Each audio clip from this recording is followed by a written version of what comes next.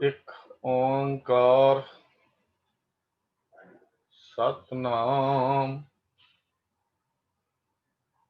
ਕਰਤਾ ਪੁਰਖ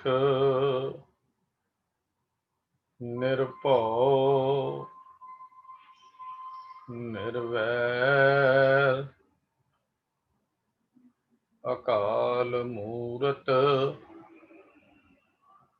ਅਜੂਨੀ ਸੈਭੰ ਗੁਰ ਪ੍ਰਸਾਦ। ਇੱਕ ਓਂਕਾਰ ਸਤਨਾਮ ਕਰਤਾ ਪੁਰਖ ਨਿਰਭਉ ਨਿਰਵੈਰ ਅਕਾਲ ਮੂਰਤ ਅਜੂਨੀ ਸੈਭੰ ਗੁਰ ਪ੍ਰਸਾਦ। ਵਾਹਿਗੁਰੂ ਵਾਹਿਗੁਰੂ ਵਾਹਿਗੁਰੂ ਵਾਹਿਗੁਰੂ ਵਾਹਿਗੁਰੂ ਵਾਹਿਗੁਰੂ ਵਾਹਿਗੁਰੂ। ਵਾਹਿਗੁਰੂ ਜੀ ਕਾ ਖਾਲਸਾ ਵਾਹਿਗੁਰੂ ਜੀ ਕੀ ਫਤਿਹ। ਅੱਜ ਦੀ ਗੁਰਮਤਿ ਕਲਾਸ ਵਿੱਚ ਹਾਜ਼ਰੀ ਭਰ ਰਹੇ ਗੁਰੂ ਸਵਾਰਿਓ, ਆਪ ਸਾਰਿਆਂ ਨੂੰ ਜੀ ਆਇਆਂ। ਸਤਿਗੁਰੂ ਜੀ ਦੀ ਅਪਾਰ ਕਿਰਪਾ, ਸਤਿਗੁਰੂ ਜੀ ਦੀ ਨਜ਼ਰ ਸਦਕਾ ਅਸੀਂ ਓਂਕਾਰ ਬਾਣੀ ਦੀ ਲੜੀਵਾਰ ਵਿਚਾਰ ਆਰੰਭ ਕੀਤੀ ਹੈ। 10 ਪੌੜੀਆਂ ਦੀ ਵਿਚਾਰ ਅਸੀਂ ਪਿਛਲੀਆਂ ਵਿਚਾਰਾਂ ਰਾਹੀਂ ਕਰ ਚੁੱਕੇ ਹਾਂ। ਅੱਜ 11ਵੀਂ ਪੌੜੀ ਤੋਂ ਇਹ ਵਿਚਾਰ ਆਰੰਭ ਹੋਣੀ ਹੈ। ਕੱਲ ਅਸੀਂ 2 ਪੌੜੀਆਂ ਦੀ ਵਿਚਾਰ ਕੀਤੀ ਸੀ। ਸਤਿਗੁਰੂ ਜੀ ਨੇ ਜੋ 10ਵੀਂ ਪੌੜੀ ਦੇ ਵਿੱਚ ਵਿਚਾਰ ਦਿੱਤੇ ਵੀ ਜਿਹੜਾ ਮਨੁੱਖ ਵੀ ਪਰਮੇਸ਼ਰ ਨੂੰ ਹਿਤਕਾਰ, ਹਿਤ ਹੁੰਦਾ ਪਿਆਰ ਦੇ ਨਾਲ ਯਾਦ ਕਰਦਾ ਹੈ, ਕੇਵਲ ਦਿਖਾਵੇ ਮਾਤਰ ਨਹੀਂ, ਅੰਦਰੋਂ ਉਹਦੇ ਨਾਲ ਨੇਹ ਮੁਹੱਬਤ ਹੈ, ਉਹੀ ਸਚਿਆਰ ਬਣਦਾ ਹੈ।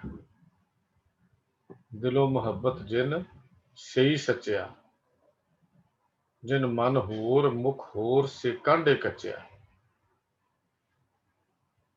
ਜਿਹੜਾ ਰਾਜਨ ਨੂੰ, ਉਸ ਵਾਹਿਗੁਰੂ ਨੂੰ, ਉਸ ਪਰਮੇਸ਼ਰ ਨੂੰ, ਪ੍ਰਕਾਸ਼ ਰੂਪ ਨੂੰ ਪ੍ਰੇਮ ਨਾਲ ਸਿਮਰਦਾ ਹੈ, ਉਹ ਆਪਣੇ ਇਸ ਮਨ ਨੂੰ ਵਸ ਵਿੱਚ ਕਰਕੇ ਰਣ ਭੂਮੀ, ਇਸ ਸੰਸਾਰ ਦੀ ਰਣ ਭੂਮੀ ਵਿੱਚ ਆਪਣੇ ਕਾਮ ਦੇ ਵਿਕਾਰਾਂ ਦੇ ਨਾਲ ਲੜਾਈ ਲੜ ਲੈਂਦਾ ਹੈ, ਲੜਾਈ ਲੜਨ ਦੇ ਸਮਰੱਥ ਹੋ ਜਾਂਦਾ ਹੈ। ਭਾਵ ਜੀਵਨ ਦੀ ਬਾਜੀ ਵਿੱਚ ਉਹ ਕਾਮ ਦੇ ਵਿਕਾਰਾਂ ਤੋਂ ਆਪਣੀ ਹਾਰ ਨਹੀਂ ਮੰਨਦਾ, ਸਗੋਂ ਉਹਨਾਂ ਤੇ ਜਿੱਤ ਪ੍ਰਾਪਤ ਕਰਦਾ ਹੈ। ਦਿਨ ਰਾਤ ਉਸ ਪ੍ਰੀਤਮ ਦੇ ਪਿਆਰ ਵਿੱਚ ਰੰਗਿਆ ਰਹਿੰਦਾ ਹੈ। ਇਕੱਠੇ ਪੈਰ ਇੱਕ ਤੈ ਲਵੈ, ਮਾਨੈਨ ਹੁਕਮ ਅਪਾਰ। ਉਸਦੇ ਹੁਕਮ ਵਿੱਚ ਆਪਣੀ ਸੁਰਤ ਜੋੜ ਕੇ ਜੋ ਕੁਛ ਹੈ, ਜਿਹੋ ਜਿਹਾ ਹੈ, ਜਿਸ ਤਰ੍ਹਾਂ ਦਾ ਹੈ, ਉਸ ਅੱਗੇ ਆਪਣਾ ਸੀਸ ਝੁਕਾਉਂਦਾ ਹੈ। ਔਰ ਅੱਠੇ ਪੈਰ ਉਹਦੀ ਸੁਰਤ ਉਸ ਪਰਮੇਸ਼ਰ ਵਿੱਚ ਲੱਗੀ ਰਹਿੰਦੀ ਹੈ। ਉਹ ਪਰਮੇਸ਼ਰ ਜਿਹੜਾ ਸਾਰੇ ਸੰਸਾਰ ਵਿੱਚ, ਤਿੰਨੇ ਭਵਨਾਂ ਵਿੱਚ, ਹਰ ਜਗ੍ਹਾ ਤੇ, ਔਰ ਜਿਹੜਾ ਸਦਾ ਕਾਇਮ ਰਹਿਣ ਵਾਲਾ ਹੈ, ਉਸ ਮੁਹੱਬਤ ਨਾਲ, ਉਸ ਪਿਆਰ ਨਾਲ ਉਸ ਦੀ ਪੂਰੀ ਪੱਕੀ ਸਾਂਝ ਬਣ ਜਾਂਦੀ ਹੈ। ਤੇ ਜਿਸ ਮਨੁੱਖ ਨੇ ਉਸ ਪਰਮੇਸ਼ਰ ਨਾਲ ਸਾਂਝ ਬਣਾ ਲਈ, ਫਿਰ ਉਹ ਕਿਹੋ ਜਿਹਾ? ਉਸ ਪਰਮੇਸ਼ਰ ਵਰਗਾ ਹੀ ਹੋ ਗਿਆ। ਪਰਮੇਸ਼ਰ ਜਿਹਾ ਜਿਹਦਾ ਕੋਈ ਅੰਤਰ ਨਹੀਂ। ਕੱਲ ਵੀ ਆਪਾਂ ਵਿਚਾਰ ਕੀਤੀ ਸੀ, ਜਿਨ੍ਹਾਂ ਨਾ ਵਿਸਰੇ ਨਾਮ ਸੇ ਕਨੇਹਾ, ਭੇਦ ਨਾ ਜਾਣੋ ਮੂਲ ਸਾਈਂ ਜਿਹਾ। ਰਤੀ ਭਰ ਵੀ ਫਰਕ ਨਾ ਜੇ ਸਮਝੋ, ਉਹ ਸਾਈਂ ਵਰਗੇ ਹੀ ਹਨ। ਭਾਵ ਉਹਨਾਂ ਦਾ ਜੀਵਨ ਵੀ ਪਵਿੱਤਰ ਹੋ ਜਾਂਦਾ ਹੈ, ਉਹ ਮਾਇਆ ਦੀ ਮਾਰ ਤੋਂ ਬਚ ਜਾਂਦੇ ਹਨ। ਉਹਨਾਂ ਦੀ ਜੀਵਨ ਦੇ ਵਿੱਚ ਪਰਮੇਸ਼ਰ ਦੇ ਨਾਮ ਦੀ ਰੰਗਤ ਚੜ੍ਹ ਜਾਂਦੀ ਹੈ। ਉਹਨਾਂ ਦੀ ਆਤਮਾ ਵੀ ਪਵਿੱਤਰ, ਭਾਵ ਸਰੀਰ ਵੀ ਪਵਿੱਤਰ, ਮਨ ਤਨ, ਮਨ ਵਿੱਚ ਵੀ ਉਹਦਾ ਨਾਮ ਤੇ ਮੁਖ ਵਿੱਚ ਵੀ ਉਹਦਾ ਨਾਮ, ਉਸ ਪਰਮੇਸ਼ਰ ਦੀ ਯਾਦ। ਉਹ ਆਨੰਦ ਦਾ ਘਰ ਮਾਲਕ, ਆਨੰਦ ਸਰੂਪ ਪਰਮੇਸ਼ਰ ਉਸ ਮਨੁੱਖ ਦੇ ਹਿਰਦੇ 'ਚ ਟਿਕਿਆ ਰਹਿੰਦਾ ਹੈ ਤੇ ਸਤਿਗੁਰ ਦੇ ਸ਼ਬਦ ਨਾਲ ਉਹਦੀ ਗੂੜੀ ਪ੍ਰੀਤ ਬਣੀ ਰਹਿੰਦੀ ਹੈ। ਅਜਿਹਾ ਮਨੁੱਖ ਸਦਾ ਹੀ ਆਪਣੀ ਸੁਰਤ ਨੂੰ ਉਸ ਪਰਮੇਸ਼ਰ ਦੇ ਨਾਲ ਜੁੜੀ ਰੱਖਦਾ ਹੈ। ਅੱਜ ਅਸੀਂ ਇਸ ਤੋਂ ਅਗਲੀ ਪੌੜੀ ਦੀ ਵਿਚਾਰ ਕਰਾਂਗੇ। ਰੋਸ ਨਾ ਕੀਜੈ ਅੰਮ੍ਰਿਤ ਪੀਜੈ, ਰੈਨ ਨਹੀਂ ਸੰਸਾਰੇ।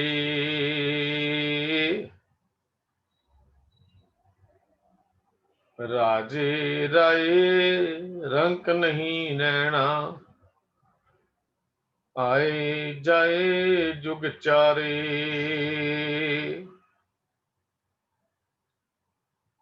ਰਹਿਨ ਕਹਿਨ ਤੇ ਰਹਿ ਨਾ ਕੋਈ, ਕਿਸ ਪੈ ਕਰੂੰ ਬੇਨੰਤੀ।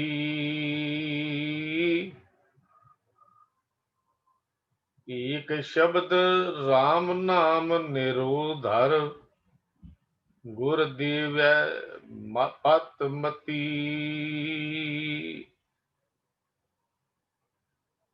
ਰਹਿਨ ਕਹਿਨ ਤੇ ਰਹਿ ਨ ਕੋਈ, ਕਿਸ ਪੈ ਕਰੂੰ ਬਿਨੰਤੀ। ਏਕ ਸ਼ਬਦ ਰਾਮ ਨਾਮ ਨਿਰੋਧਰ, ਗੁਰ ਦੇਵੈ ਪਤ ਮਤੀ।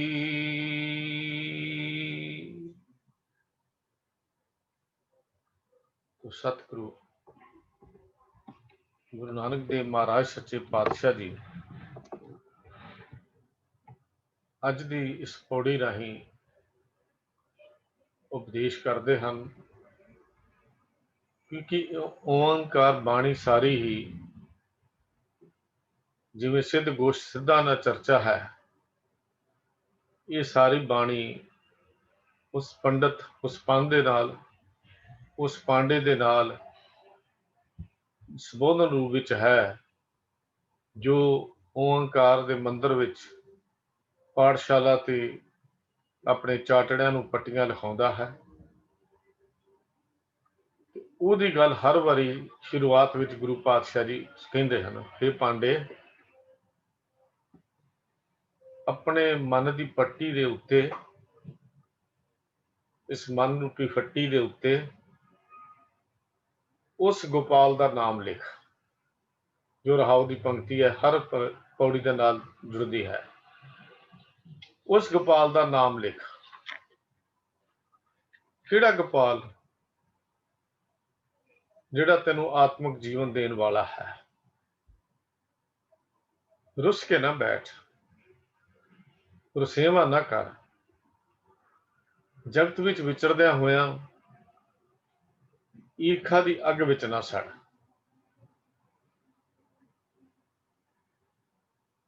ਗੁਰੂ ਪਾਤਸ਼ਾਹ ਜੀ ਨੇ ਰੋਸ ਦਾ ਅਰਥ ਕੀ ਹੈ? ਰੁਸੇਵਾਂ। ਕੀਜੇ ਦਾ ਅਰਥ ਕਰਨਾ ਚਾਹੀਦਾ ਹੈ, ਰੋਸ ਨਹੀਂ ਕਰਨਾ ਚਾਹੀਦਾ। ਅੰਮ੍ਰਿਤ ਆਤਮਿਕ ਜੀਵਨ ਦੇਣ ਵਾਲਾ ਨਾਮ। ਕੀਜੇ ਦਾ ਅਰਥ ਪੀਣਾ ਚਾਹੀਦਾ ਹੈ, ਪੀ। ਰਹਿਣ ਦਾ ਅਰਥ ਸਦਾ ਲਈ ਰਹਿਣਾ, ਪੱਕੇ ਤੌਰ ਤੇ। ਸੰਸਾਰ, ਇਸ ਦੁਨੀਆ। ਜਗਤ ਵਿੱਚ ਆਪਾਂ ਜਦੋਂ ਝਾਤ ਮਾਰਦੇ ਹਾਂ ਤਾਂ ਕੀ ਵੇਖਦੇ ਹਾਂ? ਇਹ ਸਾਰਾ ਜਗਤ ਈਰਖਾ ਦੀ ਅੱਗ ਵਿੱਚ ਸੜ ਰਿਹਾ ਹੈ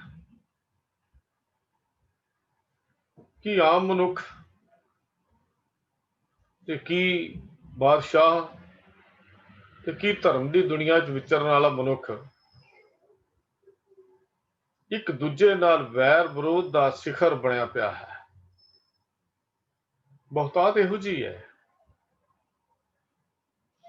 ਰੋਸ ਜਾਂ ਨਾਰਾਜ਼ਗੀ, ਵੈਰ ਭਾਵ ਦੁਸ਼ਮਣੀ, ਇਹ ਜਿਹੜਾ ਰੋਸ ਹੈ, ਨਾਰਾਜ਼ਗੀ ਜਿਹੜੀ ਹੈ, ਇਹ ਦੁਸ਼ਮਣੀ ਦੀ ਇੱਕ ਜੜ ਹੈ, ਰੂਟ ਹੈ, ਰੂਟ ਕਾਜ਼ ਹੈ ਦੁਸ਼ਮਣੀ ਦੀ। ਇੱਕ ਦੂਜੇ ਨਾਲ ਦੁਸ਼ਮਣੀ ਤਾਂ ਨਾਰਾਜ਼ਗੀ ਵਿੱਚੋਂ ਹੀ ਪੈਦਾ ਹੁੰਦੀ ਹੈ। ਪਹਿਲਾਂ ਨਾਰਾਜ਼ਗੀ ਤੋਂ ਸਫ਼ਰ ਸ਼ੁਰੂ ਹੁੰਦਾ ਹੈ ਤੇ ਫਿਰ ਇੱਕ ਦੂਜੇ ਨੂੰ ਮਰਨ ਮਰਾਉਣ ਤੱਕ ਜਾ ਪਹੁੰਚਦਾ ਹੈ। ਇਹ ਅੱਗ ਇਹੋ ਜਿਹੀ ਹੈ ਨਾਰਾਜ਼ਗੀ ਦੀ। ਨਾਰਾਜ਼ਗੀ ਤੋਂ ਸਫ਼ਰ ਸ਼ੁਰੂ ਹੁੰਦਾ ਹੈ, ਫਿਰ ਇੱਕ ਦੂਜੇ ਨੂੰ ਮਰਨ ਮਰਾਉਣ ਤੱਕ ਵੀ ਬੰਦਾ ਚਲਾ ਜਾਂਦਾ ਹੈ। ਇੱਕ ਦੂਜੇ ਨਾਲ ਯਾਦ ਰੱਖਣਾ, ਰੁਸੇਵੇਂ ਪਾ ਕੇ ਨਾ ਮਤ ਕਾਇਮ ਰਹਿੰਦੀ ਹੈ ਤੇ ਨਾ ਹੀ ਪੱਤ ਬਣ ਸਕਦੀ ਹੈ।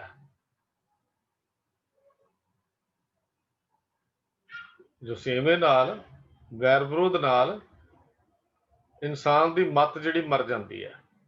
ਕ੍ਰੋਧ ਇਹੋ ਹੀ ਤਾਂ ਕਹਿੰਦਾ ਹੈ। ਨਾਰਾਜ਼ਗੀ ਦਾ ਮੂਲ ਕਾਰਨ ਕ੍ਰੋਧ ਹੈ, ਹੰਕਾਰ ਹੈ। ਕਹਿੰਦਾ ਅੱਖਾਂ ਵਾਲਿਆਂ ਨੂੰ ਅੰਨਾ ਕਰ ਦਿੰਦਾ ਹਾਂ, ਕੰਨਾਂ ਵਾਲਿਆਂ ਨੂੰ ਬੋਲਾ ਕਰ ਦਿੰਦਾ ਹਾਂ, ਕਿਉਂਕਿ ਇਹਦਾ ਜਾਦੂ ਸਿਰ ਤੇ ਚੜ ਕੇ ਬੋਲਦਾ ਹੈ। ਬੰਦਾ ਨਾ ਦੇਖਦਾ ਤੇ ਨਾ ਸੁਣਦਾ। ਕਿਸੇ ਇਹ ਹਾਲਾਤ ਕੁਝ ਇਹੋ ਜਿਹੇ ਹਨ। ਰੋਸ ਦੀ ਉਤਪਤੀ ਜਿਹੜੀ ਹੈ ਉਹ ਹੰਕਾਰ ਵਿੱਚੋਂ, ਅਭਿਮਾਨ ਵਿੱਚੋਂ ਹੁੰਦੀ ਹੈ। ਮਨੁੱਖੀ ਇੱਕ ਸੁਭਾਅ ਹੈ ਕਿ ਉਹ ਆਪਣਾ ਕਸੂਰ ਕਦੇ ਵੀ ਨਹੀਂ ਮੰਨਦਾ। ਇੱਕ ਸੁਭਾਅ ਹੈ ਮਨੁੱਖ ਦਾ, ਉਹ ਕਦੇ ਵੀ ਆਪਣਾ ਕਸੂਰ ਨਹੀਂ ਮੰਨਦਾ। ਸਾਰਾ ਦੋਸ਼ ਦੂਜੇ ਉੱਤੇ ਦਿੰਦਾ ਤੇ ਆਪਣੇ ਆਪ ਨੂੰ ਬਿਲਕੁਲ ਸੁਰਖਰੂ ਜਿਹਾ ਸਮਝ ਲੈਂਦਾ ਹੈ। ਮਨੁੱਖ ਆਪ ਹੀ ਇਸ ਹਉਮੈ ਦੇ ਬੰਧਨਾਂ ਵਿੱਚ ਬੱਝਾ ਹੋਇਆ ਦੂਜਿਆਂ ਦੇ ਨਾਲ ਖਹਿੰਦਾ ਹੈ, ਪਰ ਆਪਣੀ ਕੀਤੀ ਹੋਈ ਵਧੀਕੀ ਦਾ ਖਿਆਲ ਕਦੇ ਵੀ ਇਹਦੇ ਆਪਣੇ ਮਨ ਵਿੱਚ ਨਹੀਂ ਆਉਂਦਾ। ਬੜੀ ਕੰਮ ਦੀਆਂ ਗੱਲਾਂ ਗੁਰੂ ਪਾਤਸ਼ਾਹ ਜੀ ਨੇ ਸਾਨੂੰ ਦੱਸੀਆਂ। ਵਧੀਕੀ ਦਾ ਖਿਆਲ ਵੀ ਨਹੀਂ ਆਉਂਦਾ ਵੀ ਮੈਂ ਵੀ ਕੁਝ ਕਰ ਸਕਦਾ ਹਾਂ, ਮੇਰੇ ਵੱਲੋਂ ਵੀ ਕੁਝ ਹੋ ਸਕਦਾ ਹੈ। ਨੈਵਰ, ਸੋਚ ਹੀ ਨਹੀਂ ਹੈ। ਇਹ ਗੱਲ ਕਦੀ ਸੋਚਦਾ ਹੀ ਨਹੀਂ। ਬਸ ਇੱਕੋ ਹੀ ਗੱਲ ਕਹਿੰਦਾ, ਮੇਰਾ ਕੀ ਕਸੂਰ ਹੈ, ਮੇਰਾ ਕੀ ਕਸੂਰ ਹੈ, ਮੈਂ ਕੀ ਕੀਤਾ। ਇਹ ਗੱਲ ਇਹਦੇ ਮਨ ਵਿੱਚ ਇਸੇ ਤਰ੍ਹਾਂ ਘੁੰਮਦੀ ਰਹਿੰਦੀ ਹੈ।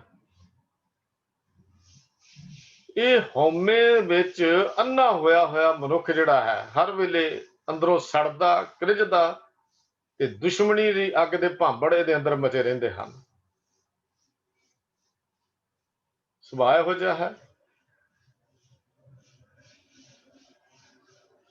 ਸਾਰਾ ਦੋਸ਼ ਦੂਜਿਆਂ ਤੇ ਲਾ ਕੇ ਆਪਣੇ ਆਪ ਨੂੰ ਇਹ ਬੜਾ ਪਾਕ ਤੇ ਪਵਿੱਤਰ ਜਿਹਾ ਸਮਝਦਾ ਹੈ ਵੀ ਮੇਰੀ ਕੀ ਗਲਤੀ ਹੈ, ਮੇਰਾ ਤਾਂ ਕਸੂਰ ਕੋਈ ਨਹੀਂ। ਆਪਣੇ ਆਪ ਨੂੰ ਸੁਰਖਰੂ ਕਰ ਲੈਂਦਾ, ਸੁਰਖਰੂ ਸਮਝ ਲੈਂਦਾ ਹੈ, ਆਪਣੇ ਆਪ ਨੂੰ ਸੁਰਖਰੂ ਜਾਣਦਾ ਹੈ। ਪਰ ਗੁਰਬਾਣੀ ਜਾਂ ਗੁਰਮਤ ਅਜਿਹੀ ਦਸ਼ਾ ਨੂੰ ਪ੍ਰਵਾਨ ਨਹੀਂ ਕਰਦੀ। ਸ੍ਰੀ ਗੁਰੂ ਗ੍ਰੰਥ ਸਾਹਿਬ ਜੀ ਦੀ ਬਾਣੀ ਨੂੰ ਪੜ੍ਹਾਂਗੇ, ਵਿਚਾਰਾਂਗੇ, ਗੁਰਮਤ ਸਿਧਾਂਤਾਂ ਨੂੰ ਦੇਖਾਂਗੇ ਤਾਂ ਇਹ ਦਸ਼ਾ ਗੁਰਮਤ ਵਿੱਚ ਪ੍ਰਵਾਨ ਨਹੀਂ ਹੈ। ਇਸ ਅਵਸਥਾ ਨੂੰ ਗੁਰੂ ਨੇ ਪ੍ਰਵਾਨ ਨਹੀਂ ਕੀਤਾ। ਗੁਰਬਾਣੀ ਮਾਰਗ ਦਰਸ਼ਨ ਕਰਦੀ ਹੈ, ਰਸਤਾ ਦੱਸਦੀ ਹੈ ਭਾਈ ਅਸਲ ਵਿੱਚ ਉਹ ਸੂਰਮਾ ਹੈ, ਉਹ ਵੀਰ ਹੈ, ਉਹ ਬਹਾਦਰ ਹੈ ਜੋ ਆਪਣੇ ਮਿੱਥੇ ਹੋਏ ਵੈਰੀਆਂ ਦਾ ਖੁਰਾ ਖੋਜ ਮਿਟਾਉਣ ਦੀ ਥਾਂ ਤੇ ਆਪਣੇ ਅੰਦਰੋਂ ਦੂਜਿਆਂ ਦਾ ਬੁਰਾ ਮੰਗਣ ਦਾ ਸੁਭਾਅ ਦਾ ਨਾਮੋ ਨਿਸ਼ਾਨ ਮਿਟਾ ਦੇਵੇ। ਗੁਰਬਾਣੀ ਇਹ ਮਾਰਗਦਰਸ਼ਨ ਕਰਦੀ ਹੈ ਕਿ ਸੂਰਮਾ ਕੌਣ ਹੈ, ਬਹਾਦਰ ਕੌਣ ਹੈ। ਉਹ ਨਹੀਂ ਜੋ ਦੂਜਿਆਂ ਦੇ ਕਸੂਰ ਕੱਢਦਾ, ਦੂਜਿਆਂ ਦੇ ਉੱਤੇ ਇਲਜ਼ਾਮ ਲਾਉਂਦਾ, ਦੂਜਿਆਂ ਨਾਲ ਦੁਸ਼ਮਣ ਦੀ ਅੱਗ ਵੀ ਸੜਦਾ। ਅਸਲ ਸੂਰਮਾ ਉਹ ਹੈ ਜਿਹੜਾ ਇਹ ਸਮਝ ਲਏ ਸੰਸਾਰ ਵਿੱਚ ਕਿਸੇ ਨੇ ਰਹਿਣਾ ਨਹੀਂ, ਇਹ ਜਗਤ ਪਰਮਾਨੈਂਟ ਪੱਕਾ ਨਹੀਂ ਹੈ, ਫਿਰ ਦੁਸ਼ਮਣੀ ਕਿਉਂ। ਆਪਣੇ ਅੰਦਰੋਂ ਉਹ ਸੁਭਾਅ ਖਤਮ ਕਰੇ ਦੂਜੇ ਦਾ, ਪਰ ਕਾ ਬੁਰਾ ਨਾ ਰੱਖੋ, ਚੀਤ ਵਾਲੀ ਅਵਸਥਾ ਇਹਦੀ ਬਣੇ, ਇਹ ਅਵਸਥਾ ਬਣੇ। ਜਿਸ ਨੇ ਇਹ ਗੱਲ ਸਮਝ ਲਈ, ਇਹ ਗੱਲ ਕਰ ਲਈ, ਉਹ ਦੂਜਿਆਂ ਦੇ ਲਈ ਕਦੀ ਵੀ ਬੁਰਾਈ ਉਹਦੇ ਨੇੜੇ ਨਹੀਂ ਟੁਕਦੀ, ਨਾ ਹੀ ਉਹਦੇ ਮਨ 'ਚ ਕਦੀ ਬੁਰਾਈ ਕੋਈ ਚੇਤਨਾ ਆਉਂਦੀ ਹੈ। ਪਰ ਇਹ ਸੁਭਾਅ ਕੇਵਲ ਗਿਆਨ ਦੀਆਂ ਗੱਲਾਂ ਕਰਨ ਨਾਲ ਨਹੀਂ ਬਣਦਾ, ਇਹ ਸੁਭਾਅ ਕੇਵਲ ਗਿਆਨ ਦੀਆਂ ਫੋਕੀਆਂ ਗੱਲਾਂ ਕਰਨ ਨਾਲ ਨਹੀਂ ਬਣਦਾ। ਇਹ ਤਾਂ ਸੁਭਾਅ ਪ੍ਰਭੂ ਅੱਗੇ ਬੇਨਤੀ ਅਰਦਾਸ ਕਰਨੀ ਪੈਂਦੀ ਹੈ ਤੇ ਪ੍ਰਭੂ ਪਰਮੇਸ਼ਰ ਹੀ ਸੱਚੇ ਜੀਵਨ ਦੀ, ਸਫਲ ਜੀਵਨ ਦੀ ਸੋਝੀ ਬਖਸ਼ਦਾ ਹੈ। ਗੁਰੂ ਅੱਗੇ ਅਰਦਾਸ ਕਰਨੀ ਪੈਂਦੀ ਹੈ। ਕੇਵਲ ਅਸੀਂ ਪੜ੍ਹ ਲਈਏ, ਸੁਣ ਲਈਏ, ਗਿਆਨ ਦੀ ਗੱਲ ਕਰ ਲਈਏ, ਸਾਰੇ ਕਰਦੇ ਆ। ਅਸੀਂ ਕਿੰਨੀਆਂ ਕਿਤਾਬਾਂ ਪੜ੍ਹ ਦਿੱਤੀਆਂ, ਕੀ ਅੱਜ ਅਸੀਂ ਆਪਣੇ ਅੰਦਰ ਝਾਤੀ ਮਾਰ ਕੇ ਵੇਖੀਏ ਕਿ ਸਾਡਾ ਸੁਭਾਅ ਇਹੋ ਜਿਹਾ ਬਣਿਆ ਕਿ ਅਸੀਂ ਕਦੀ ਦੁਸ਼ਮਣੀ ਦੀ ਅੱਗ ਵਿੱਚ ਨਹੀਂ ਸੜਦੇ। ਸਤਿਗੁਰੂ ਜੀ ਨੇ, ਗੁਰੂ ਪਾਤਸ਼ਾਹ ਜੀ ਨੇ 52 ਅੱਖਰੀ ਦੇ ਵਿੱਚ ਬੜੇ ਸੋਹਣੇ ਵਿਚਾਰ ਦਿੱਤੇ ਨੇ। ਕਹਿੰਦੇ ਨੇ ਵੀਰਾ ਆਪਨ ਬੁਰਾ ਮਿਟਾਵਿਆ। ਵੀਰਾ ਮਤਲਬ ਸੂਰਮਾ। ਸੂਰਮਾ ਕੌਣ ਹੈ? ਜਿਹੜਾ ਮਨ ਵਿੱਚੋਂ ਕਿਸੇ ਦਾ ਬੁਰਾ ਮਿਟਾ ਦੇਵੇ। ਕਿਉਂ ਸੜਦਾ, ਕਿਉਂ ਰੋਸ ਕਰਦਾ? ਤਾਹੂ ਬੁਰਾ ਨਿਕਟ ਨਹੀਂ ਆਵੈ, ਉਹਦੇ ਨੇੜੇ ਬੁਰਾਈ ਨੇੜੇ ਆਉਂਦੀ ਨਹੀਂ। ਬੰਧਿਓ ਆਪਣ ਹੋ ਬੰਦਾ, ਦੋਸ਼ ਦੇਤ ਆਗੇ ਕੋ ਅੰਧਾ। ਅੰਧਾ ਕੌਣ ਹੈ? ਜਿਹਦੇ ਗਿਆਨ ਦੇ ਨੇਤਰ ਨਹੀਂ ਹਨ, ਜਿਹਨੂੰ ਸੋਝੀ ਨਹੀਂ ਹੈ। ਕਹਿੰਦੇ ਆਪ ਤਾਂ ਹੰਕਾਰ ਦੀਆਂ ਟੀਸੀਆਂ ਤੇ ਚੜਿਆ ਹੋਇਆ ਹੈ ਤੇ ਅੰਨਾ ਮਨੁੱਖ ਹੰਕਾਰ ਵਿੱਚ ਅੰਨਾ ਹੋਇਆ ਦੂਜਿਆਂ ਦੇ ਉੱਤੇ ਸਾਰਾ ਦੋਸ਼ ਲਾਈ ਜਾਂਦਾ। ਹੰਕਾਰ ਵਿੱਚ ਅੰਨਾ ਹੋਇਆ ਮਨੁੱਖ। ਬਾਤ ਚੀਤ ਸਭ ਰਹੀ ਸਿਆਣਪ, ਜਿਸੇ ਜਨਾਬੋ ਸੋ ਜਾਣੇ ਨਾਨਕ। ਇਹ ਪਾਤਸ਼ਾਹ ਤੇਰੇ ਅੱਗੇ ਬੇਨਤੀ ਹੈ, ਜੇ ਤੂੰ ਕਿਰਪਾ ਕਰ ਦਵੇਂ ਤਾਂ ਸਮਝ ਆਉਂਦੀ ਹੈ, ਤਾਂ ਜੀਵਨ ਦੀ ਜਾਂਚ ਆਉਂਦੀ ਹੈ। ਇੱਥੇ ਪਾਤਸ਼ਾਹ ਜੀ ਨੇ ਇੱਕ ਸ਼ਲੋਕ ਹੋਰ ਲਿਖਿਆ, ਕਹਿੰਦੇ ਨੇ ਰੋਸ ਨਾ ਕਾਹੂ ਸੰਗ ਕਰੋ, ਆਪਨ ਆਪ ਵਿਚਾਰ। ਗੌੜੀ 52 ਅੱਖਰੀ ਵਿੱਚ ਗੁਰੂ ਪਾਤਸ਼ਾਹ ਜੀ ਦੇ ਬਚਨ ਨੇ, ਕਹਿੰਦੇ ਨੇ ਰੋਸ ਨਾ ਕਾਹੂ ਸੰਗ ਕਰੋ, ਆਪਨ ਆਪ ਵਿਚਾਰ। ਹੋਏ ਨਿਮਾਣਾ ਜਗ ਰਹੋ, ਨਾਨਕ ਨਦਰੀ ਪਾਰ। ਨਿਮਾਣਾ ਬਣ ਕੇ ਰਹਿ, ਮਾਨ ਹੁੰਦੇ ਹੋਏ ਨਿਮਾਣਾ, ਤਾਨ ਹੁੰਦੇ ਹੋਏ ਨਿਤਾਣਾ। ਇਹਦੀ ਅਵਸਥਾ ਹੋਣੀ ਚਾਹੀਦੀ ਹੈ, ਨਾ ਕਿ ਹੰਕਾਰ ਦੀਆਂ, ਮਾਨ ਨਾਲ ਹੰਕਾਰ ਦੀਆਂ ਟੀਸੀਆਂ ਤੇ ਚੜ ਜਾਏ। ਰੋਸ ਕਦੋਂ ਪੈਦਾ ਹੁੰਦਾ ਹੈ? ਹੁਣ ਸਤਿਗੁਰੂ ਕਹਿੰਦੇ ਮਨੁੱਖ ਗੁੱਸਾ ਨਾ ਕਰ, ਰੋਸ ਨਾ ਕਰ। ਨਾਰਾਜ਼ ਕਿਉਂ ਹੁੰਦਾ? ਨਾਰਾਜ਼ ਹੋਣ ਦੀ ਥਾਂ ਆਪਣੇ ਆਪ ਨੂੰ ਵਿਚਾਰ, ਆਪਣੇ ਅੰਦਰ ਦੀ ਵਿਚਾਰ ਕਰ। ਜਦੋਂ ਅੰਦਰ ਦੀ ਵਿਚਾਰ ਕਰੇਗਾ ਤੇਰੇ ਅੰਦਰ ਫਿਰ ਤੈਨੂੰ ਜਾਚ ਆ ਜਾਏਗੀ, ਤੈਨੂੰ ਸਮਝ ਆ ਜਾਏਗੀ। ਜਗਤ ਵਿੱਚ ਧੀਰਜ ਰੱਖ ਕੇ ਨਿਮਰਤਾ ਸੁਭਾਅ ਨਾਲ ਵਿਚਰਨਾ ਤੈਨੂੰ ਸਮਝ ਆ ਜਾਏਗਾ। ਧੀਰੇ ਰੱਖ ਕੇ ਨਿਮਰਤਾ ਸੁਭਾਅ ਨਾਲ ਕਿਵੇਂ ਵਿਚਰਨਾ ਹੈ। ਪਰ ਜਦੋਂ ਬੁਰੇ ਬੋਲ ਬੋਲੇਗਾ, ਟੂਟ ਪ੍ਰੀਤ ਗਈ ਬੁਰ ਬੋਲ, ਗੁਰੂ ਅਰਜਨ ਦੇਵ ਮਹਾਰਾਜ ਦਾ ਬੋਲ ਹੈ, ਜਦੋਂ ਭੈੜੇ ਬੋਲ ਬੋਲੇ ਉਸ ਨਾਲੋਂ ਪ੍ਰੀਤ ਟੁੱਟ ਜਾਂਦੀ ਹੈ। ਰੋਸ ਨਾ ਕੀਜੇ, ਰੋਸ ਨਾ ਕਰ। ਹੁਣ ਸਤਿਗੁਰੂ ਜੀ ਕਹਿੰਦੇ ਨੇ, ਜਦੋਂ ਤੇਰੇ ਅੰਦਰ ਝਾਤ ਵੱਜਣੀ ਸ਼ੁਰੂ ਹੋ ਜਾਏਗੀ, ਉਸ ਪਰਮੇਸ਼ਰ ਦੀ ਨੇੜਤਾ ਮਿਲੇਗੀ, ਤਾਂ ਨੇੜਤਾ ਦੇ ਨਾਲ ਤੈਨੂੰ ਉਹ ਗੁਰੂ ਸੰਸਾਰ ਸਮੁੰਦਰ ਦੀਆਂ ਇਹਨਾਂ ਲਹਿਰਾਂ ਤੋਂ ਬਚਾ ਕੇ ਲੈ ਜਾਏਗਾ, ਸਾਗਰ ਤੋਂ ਬਚਾ ਕੇ ਲੈ ਜਾਏਗਾ।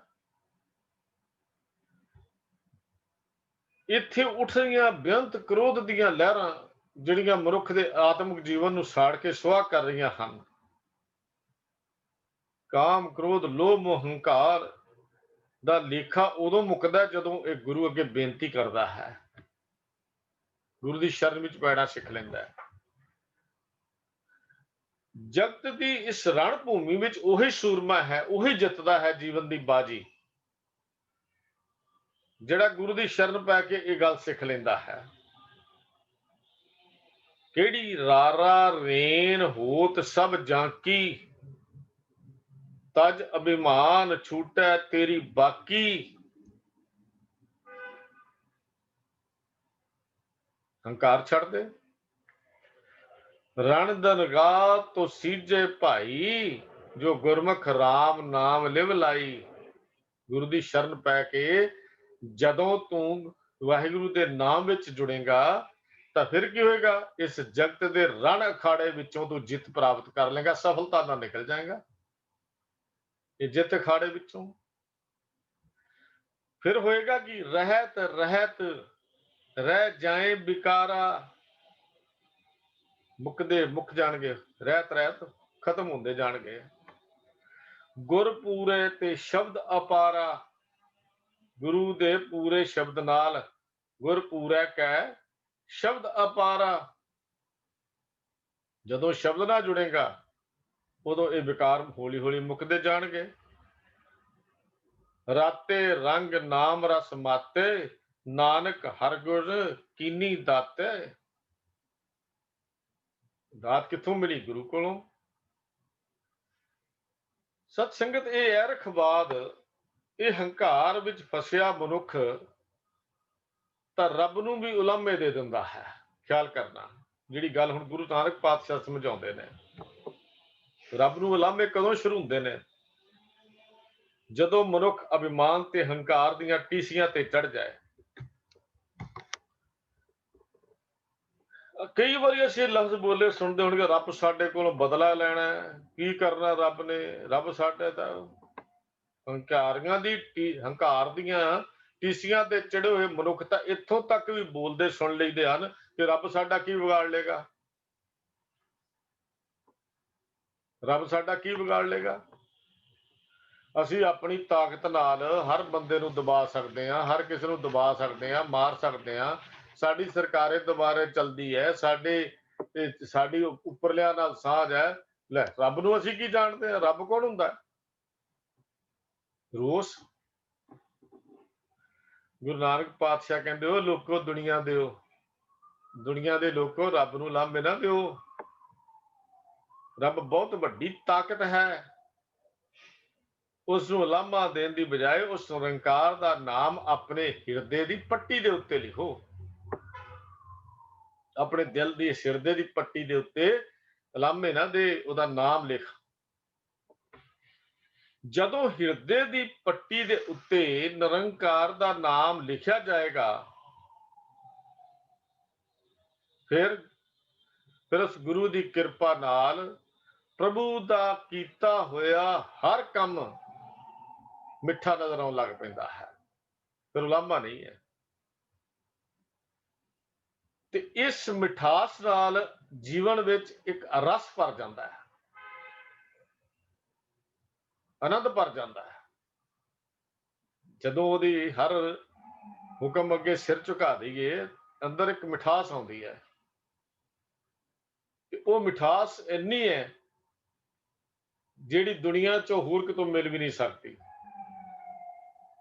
क्योंकि आनंद है, आनंद का विरोधी शब्द है कोई नहीं। एक रस भरपूर हो जाता है। उलामे देने वाली बिरती मुक जाती है, खत्म हो जाती है कदों? जदों हिरदे की पट्टी के उत्ते निरंकार का नाम लिख दईए। तो साहब कहते पांडे क्यों रब नूं लामे दिना है? तू तो निरंकार का नाम लिख, तेनू रब की रजा जिहड़ी मिठी लगन लग पेगी।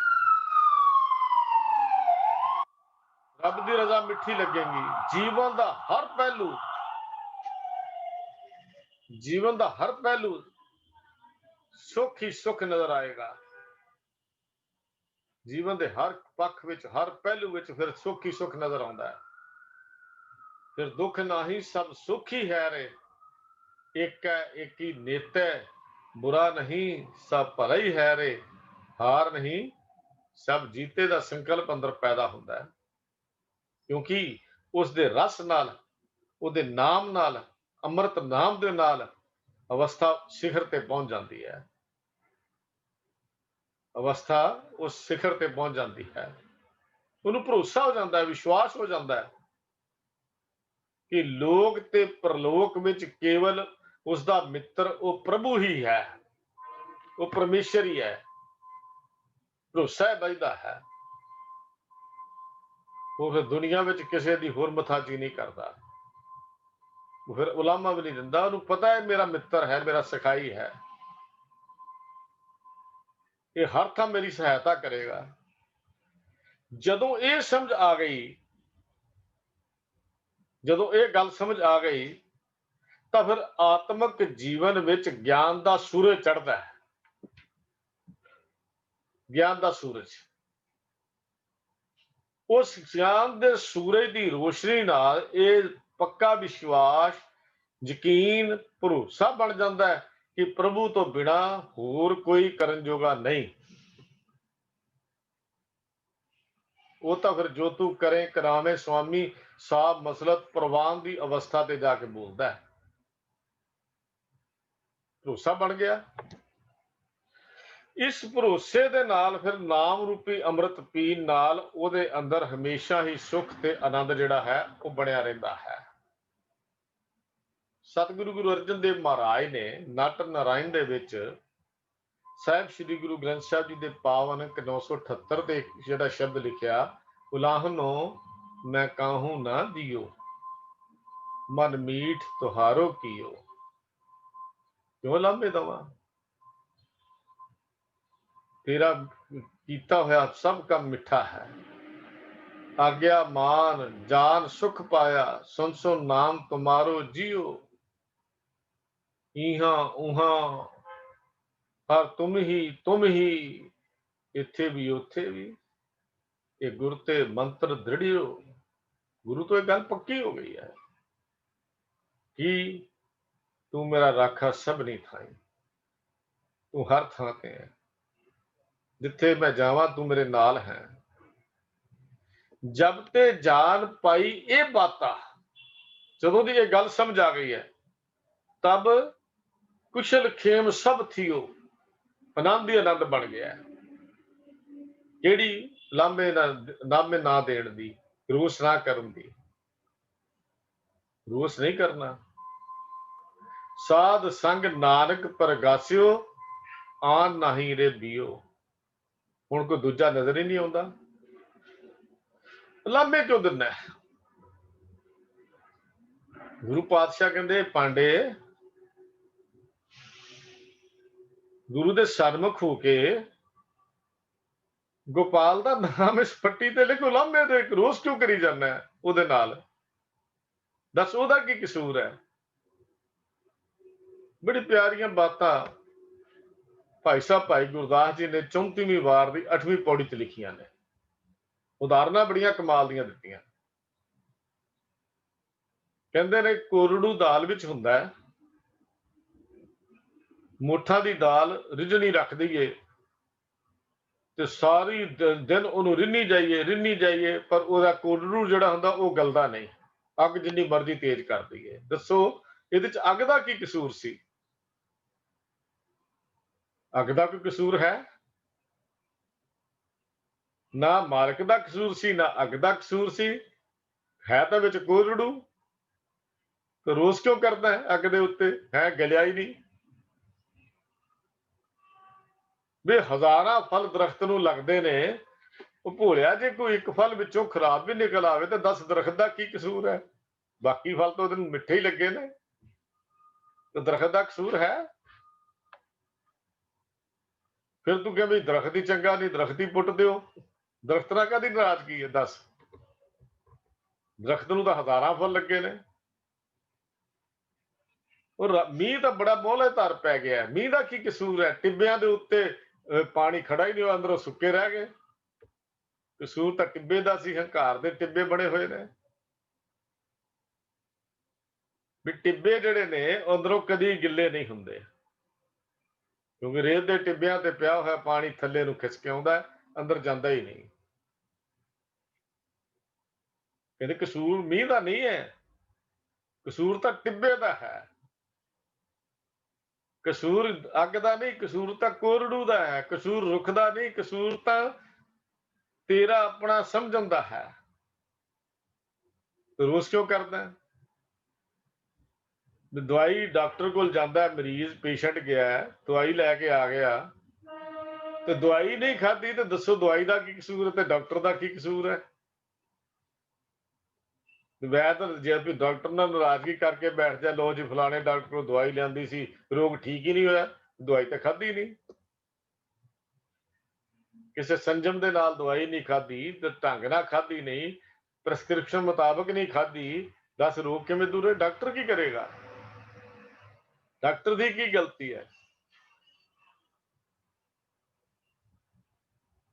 ਕਹਿੰਦੇ ਬੇਮੁਖ ਹੁੰਦਾ ਜਿਹੜਾ, ਉਹ ਇਹੋ ਜਿਹਾ ਹੁੰਦਾ ਹੈ, ਇਹ ਸੁਭਾਅ ਬੇਮੁਖ ਦਾ ਹੈ, ਜਿਹੜਾ ਪੜ੍ਹ ਕੇ ਵੀ ਕਦੀ ਇਲਮ ਨਹੀਂ ਲੈ ਸਕਦਾ, ਜਾਣਕਾਰੀ ਨਹੀਂ ਲੈ ਸਕਦਾ। ਉਹ ਕਿਉਂਕਿ ਉਹਦੇ ਜੀਵਨ ਵਿੱਚ ਔਗਣ ਹੀ ਔਗਣ ਰਹਿੰਦੇ ਹਨ। ਬੇਮੁਖ ਹਨ ਜਿਹੜੇ ਰੱਬ ਨੂੰ ਉਲਾਮੇ ਦਿੰਦੇ ਹਨ। ਭਾਈ ਸਾਹਿਬ ਭਾਈ ਜੀ ਕਹਿੰਦੇ ਕੋਰੜੂ ਮੋਠ ਨਾ ਰਿਝੀ ਕਰ ਅਗਨੀ ਜੋਗ। ਕੋਰੜੂ ਰਿਝਦਾ ਨਹੀਂ। सहज फल एक बिगड़े तरबर की दोष, टिब्बे नीर ना ठहरे कण वर्ष गयोस। कण कहते मीह नूं, तो बरस गया। बिन संजम रोगी मरे चित वैद ना रोस, बेमुख पढ़े ना इलम ज्यों अवगुण सब ओस। उस बेमुख नूं की कहंदे? ਉਹਦੇ ਹੈ ਹੀ ਅਵਗਣ ਹੀ ਅਵਗਣ ਨੇ। ਇੱਥੇ ਸਤਿਗੁਰ ਕਹਿੰਦੇ ਰੋਸ ਨਾ ਕਰ, ਨਾਰਾਜ਼ਗੀ ਨਾ ਲੈ। ਕਿਉਂ? ਭੋਲਿਆ ਸੰਸਾਰ ਵਿੱਚ ਰਹਿਣਾ ਨਹੀਂ, ਰੋਸ ਨਾ ਕੀਜੈ। ਕੀ ਕਰ ਫਿਰ ਉਹਦੀ ਥਾਂ ਤੇ? ਅੰਮ੍ਰਿਤ ਪੀਜੈ, ਆਤਮਕ ਜੀਵਨ ਦੇਣ ਵਾਲਾ ਨਾਮ ਦਾ ਜਲ ਪੀ, ਜਿੱਥੋਂ ਜੀਵਨ ਮਿਲਦਾ ਹੈ। ਮਿਲਣਾ ਕਿੱਥੋਂ ਹੈ? ਗੁਰੂ ਕੋਲੋਂ। ਗੁਰੂ ਦੀ ਸ਼ਰਨ ਪੈ ਕੇ, ਗੁਰੂ ਦੀ ਸ਼ਰਨ ਵਿੱਚ ਪੈ। ਜਿਸ ਜਲ ਨਿਧ ਕਾਰਨ ਤੁਮ ਜਗ ਆਏ, ਸੋ ਅੰਮ੍ਰਿਤ ਗੁਰ ਪਾਹੀ ਜੀਓ। ਉਹ ਪੀ, ਮਨ ਦੀ ਪੱਟੀ ਤੇ ਉਹਦਾ ਨਾਮ ਲਿਖ। ਕਿਉਂ? ਰਹਿਣ ਨਹੀਂ ਸੰਸਾਰੇ, ਇਸ ਸੰਸਾਰ ਵਿੱਚ ਸਰੀਵੀ ਵਸੇਵਾ ਕਿਸੇ ਦਾ ਨਹੀਂ ਜੇ ਹੁੰਦਾ, ਕਿਸੇ ਨੇ ਨਹੀਂ ਰਹਿਣਾ। ਇੱਥੇ ਦੇਵਤੇ ਆਏ, ਉਹ ਵੀ ਤੁਰ ਗਏ। ਇੱਥੇ ਬਾਦਸ਼ਾਹ ਆਏ, ਉਹ ਵੀ ਚਲੇ ਗਏ। ਇਸ ਸੰਸਾਰ 'ਚ ਰਹਿਣਾ ਕਿਹਨੇ ਹੈ? ਕੋਈ ਵੀ ਨਹੀਂ। ਤੇ ਜਦੋਂ ਰਹਿਣਾ ਹੀ ਨਹੀਂ ਸੰਸਾਰ ਦੇ ਵਿੱਚ, ਤਾਂ ਹੰਕਾਰ ਦੀਆਂ ਟੀਸੀਆਂ ਤੇ ਕਿਉਂ ਚੜ ਗਏ? ਰੋਸ ਕਿਉਂ ਕਰੀ ਜਾਂਦਾ ਹੈ? ਰੋਸ ਕਿਉਂ ਕਰੀ ਜਾਂਦਾ ਹੈ ਜਦ ਰਹਿਣਾ ਹੀ ਨਹੀਂ? ਹੁਣ ਗੁਰੂ ਪਾਤਸ਼ਾਹ ਜਿਹੜੀ ਗੱਲ ਸਮਝਾਉਂਦੇ ਨੇ ਵੀ ਜਾਂ ਰੋਸ ਤਾਂ ਕਰੇ ਜੇ ਤੂੰ ਸੰਸਾਰ ਵਿੱਚ ਰਹਿਣਾ ਹੋਵੇ। ਜਾਂ ਰਹਿਣਾ ਨਹੀਂ ਏਤ ਜਗ ਤਾਂ ਕਾਇਤ ਗਰਭ ਹੰਡੀਐ। क्यों मुंह मोड़ के बैठ गया? मंदा किसे ना आखिए, ये समझ गल कि पर अखर इहो बुझिए, ये गल समझ कि हंकार विच मंदे बोल ना बोल, सगों ਉਹਦੇ ਨਾਲ अपनी प्रीत पा, ਉਹਦੇ ਨਾਲ जुड़न का यतन कर, ਉਹਦੇ ਨਾਲ नेड़ता बना। आसा की वार च आप किन्नी वारी शब्द पढ़े हैं भी जो रहना ही नहीं तो फिर हंकार क्यों है, क्यों मुंह मोड़ के बैठ गए? तो सतगुरु जी कहने लगे, देख रहन नहीं संसारे, रहन न पावे सुर नर देवा, ऊट सिधारे कर मुंजन सेवा, जेवत पेखे जिनी हर हर ध्याया, साध संग तिनी दर्शन पाया। रहना किने? बादशाह शाह व्यापारी मरना, जो दिशा सो काले खरना, रहना ही नहीं। कूड़े मोह लपट लपटाना, वो छोड़ चलिया तां फिर पछताना, ते कर की कृपा निधान, नानक को करो दात, नाम तेरा जपी दिन रात। ये मंग कर, इस संसार की चाल नूं देख के रोस ना कर, नाराजगी ना कर। राजे राय रंक नहीं रहना, आए जाए जुग चारे। राय का अर्थ हुंदा अमीर, राजे बादशाह, रंक का अर्थ है गरीब कंगाल। नहीं रहना, ना अमीर ने रहना ना गरीब ने रहना, ना राजिया ने रहना ना भखारी ने रहना। कभी ख्याल करके देखो, अखीरली अरदास जो हुंदी है, भावें किसी बादशाह की होवे ते भावें किसी मंगते की होवे, जिन्होंने अंतम अरदास कहने इको ही गल कहने, परमेश्वर जी विछड़ी रूह नूं अपने चरणों च निवास बख्शना, बस भुला ना चितारना। इहो ही अरदास है ना, अखीर तो इहो ही है ना। आए जाए जुग चारे, कहते ने चारे जुगां च ये रवायत बनी हुई है कि राजे रैयत सिकदार कोई ना रहसियो, हट पट्टन बाजार हुक्मी टहसियो, पक्के बंक द्वार मूर्ख जाने अपने, दरब भरे भंडार रीते एक खिणे। वाह, ताजी अरबी घोड़े, ताजी रथ तुखार हाथी पखरे, बाग मिल्ख घर बार किथे थे अपने। किथे ने अपने? किथे ऊठ, किथे तेरियां सवारियां, किथे कोठियां, किथे कारां, बड़े बड़े सवारियां किथे हैं? कोई लै गया नाल अज तक? तंबू पलंग निवार सरायचे लालती कनौता, बड़े बड़े शामियाने, नानक सच दातार शनाखत कुदरती। ਉਹਦੀ शनाखत कर, जो कुदरत जो वसदा परमेश्वर है, ਉਹਦੀ शनाखत कर, ਉਹਦੇ ਨਾਲ जुड़। इन्हां ਵੱਲ देख लै, संसार ਵਿੱਚ हाथ मार के देख लै, ये तो इस तरह ही है ना। कोई करके देख लवे, ये तो किसान की खेती है, उन्हें बीजी है, जो मर्जी वढ़ लवे, कच्ची वढ़ लवे, वड्डी पक्की वढ़ लवे, उसकी मर्जी है। जिहदा जन्म होया उन्हें मरना है, ये गल समझ भोलिया। जन्म तो मौत का स्नेहा लैके आता है, जिस घर में जन्म नहीं उत्थे मौत भी कोई नहीं, जिथे है ही कोई नहीं उन्हें मरना की है।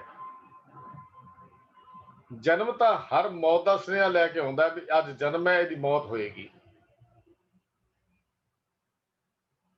जन्म चंगा लगता, मौत चंगी नहीं लगती।